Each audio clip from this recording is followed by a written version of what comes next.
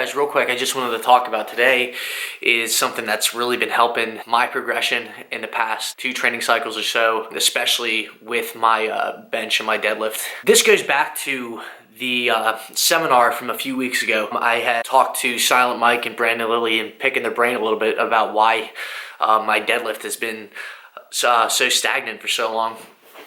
And one of the big things that they mentioned to me that I really didn't pay much attention to at first is, and then I went back and thought about what they said, and then there was a power cast that touched on this subject a little bit. Essentially, it's just the idea of trying to control the descent of your weights a little bit more. So I guess some people would call this like tempo type work.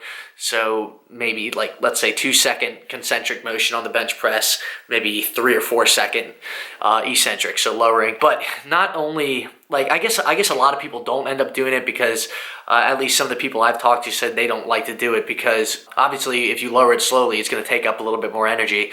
But the big benefit to it is you're getting more work in, you know what I mean? You're accumulating a little bit more fatigue on the eccentric motion, but not only are you getting a little bit more work in, you're also ensuring that your reps are cleaner.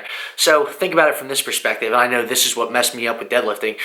Since lately, I've been doing a more controlled touch and go, like really trying to focus on keeping more of an upright back during my descent on the deadlift, as opposed to doing what I used to do, where I would literally just get to the top, essentially just drop the weight on the ground. Each rep would almost pull me out of position a little bit. I wouldn't have rep consistency, and it was the same thing with the bench press, which is why I think it's really important to do not only an eccentric on the bench, but more of a pause type of thing, just because if you're doing a lot of touch and go, you might have up to like inch and a half maybe difference on each rep. And if you're having that sort of inconsistency, your rep scheme might vary. So let's say you have 2 touch and go sets on bench press, and one you hit, let's say like 225 for 10 or something like that, but you're really kind of just letting it drop down. If you're having not as much stability or focus on the eccentric portion, if you're having it bounce like here, up here, here, you might vary like honestly like 3 to 4 reps apart from each other. So you might only hit like 6 or 7 the next time and not have any idea like why you're feeling so inconsistent. So the fact that you can get a little bit more consistent work, just being able to work in that eccentric portion is a good thing.